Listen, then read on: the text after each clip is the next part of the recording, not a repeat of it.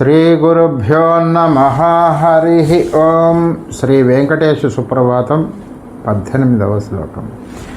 సూర్యేందుభౌమభుధవాక్పతి కావ్యశౌరి స్వర్భానుకేతు దివిషత్ పరిషత్ ప్రధాన త్వదాసదాస చరమావధి దాసదాస శ్రీ వెంకటాచలపతే తవ సుప్రభాతం. ఇది పైకి చూస్తే చాలా సులువైన శ్లోకంలాగా ఉంటుంది. నవగ్రహంలో పేర్లు వచ్చాయి ఇందులో, కానీ దీని అంతరార్థం చాలా అద్భుతంగా ఉంటుంది. మన జీవితాన్నే మార్చేసే ఒక గొప్ప సూత్రం ఇందులో ఉంచారు స్వామి అన్నన్ స్వామి.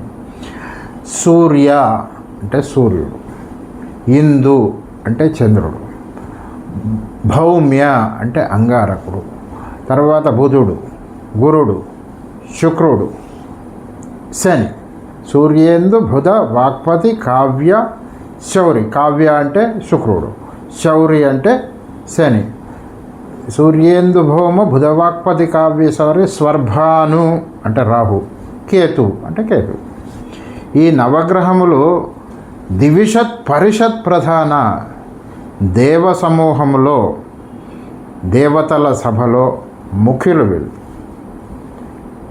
త్వత్ దాస దాస చరమావధి దాస దాస శ్రీ వెంకటాచలపదే తప సుప్రభాతం.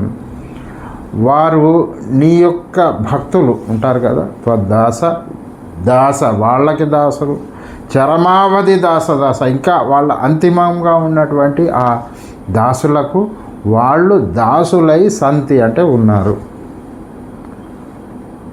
సూర్యుడు కాల గమనానికి ప్రతీక. ఆయన లేకుంటే మనకు రోజు గడవదు. సర్వ జీవ వ్యాపారాలన్నీ ఆయన మీద ఆధారపడి ఉంటాయి.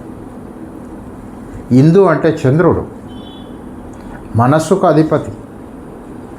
సమస్త ఔషధులు చంద్రకాంతిలో పరిఢవిల్లుతాయి. అలాగే బుధుడు అంగారకుడు. అంగారకుడు అంటే శక్తికి ప్రతీక. బుధుడు బుద్ధికి ప్రతీక. వ్యాకరణము, కవిత్వము ఇటువన్నీ వాటికి ప్రతీక బుధుడు. అలాగే గురుడు దేవతలకు అధిపతి. గురుడు ఆయన గురువు, దేవతలకే గురువు. తర్వాత శుక్రుడు అంటే రాక్షసుల గురువు. శని అంటే ఈ శనీశ్వరుడు మందగమనంగా మనం ఉన్నటువంటి ఆ కర్మను తొలగించేస్తుంటాడు అంతే. తర్వాత రాహు కొంత తీవ్రమైన చెడు ప్రభావం చూపెడుతుంటాడు. కేతువు అది కొంత మంచి పరిణామాన్ని మనకు కలిగిస్తుంటాడు. వీళ్ళు ఈ లోకాన్ని నడిపిస్తుంటారు. అయితే వీళ్ళు ఏం చేశారంటే, వీళ్ళు స్వామి దగ్గర దాసులు ఎవరైతే ఉంటారో, స్వామి యొక్క భక్తులు ఉంటారు కదా, ఆ భక్తులకు, ఆ దాసులకు మళ్ళీ దాసులు, ఆ దాసులకు దాసులు, చరమావధి దాస దాస అంతిమంగా ఉన్నటువంటి దాసులకు వాళ్ళు దాసులై సంతి ఉన్నారు అని దీని యొక్క అర్థం. ఏమంటే నిజంగా ఆ నవగ్రహాలు అలాగా ఉంటాయా, అలాగా ప్రవర్తిస్తాయా అంటే మనం భక్తుడు అనుకోండి కాసేపటికి. శ్రీనివాసుడు భక్తుడు అయితే మనకు దాసులై వాళ్ళు ప్రవర్తిస్తారా అంటే ఇక్కడ గమనించవలసింది అది కాదు. స్వామిని ప్రార్థిస్తే అన్ని గ్రహములు మనకు అనుకూలంగా ఉంటాయి, అందులో సందేహమే లేదు. కానీ అంత గొప్ప స్థానంలో ఉన్నవాళ్ళు నీ దాసులకు దాసులకు దాసులై ఉన్నారు అంటే దాని అర్థము మనము శ్రీనివాసుడి సన్నిధిలో ఎలా ఉండాలి అని చెప్తున్నాను.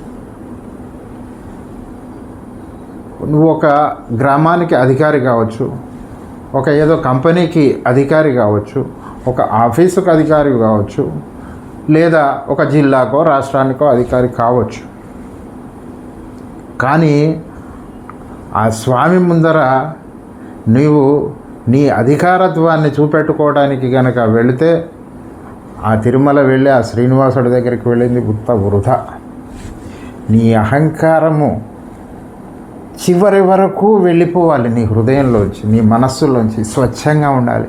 స్వామి నేను నీకు దాసుణ్ణయ్యా, నీ దాసులకు దాసులకు దాసుణ్ణి. కులశేఖరాల వారు ఏం చెప్తారు ముకుందమాలలో, త్వద్భృత్య భృత్య పరిచారక భృత్యస్య ఇతి మాం స్మరలోకనాథ. నేనెవరో తెలుసో స్వామి, నన్ను ఇలాగ భావించు.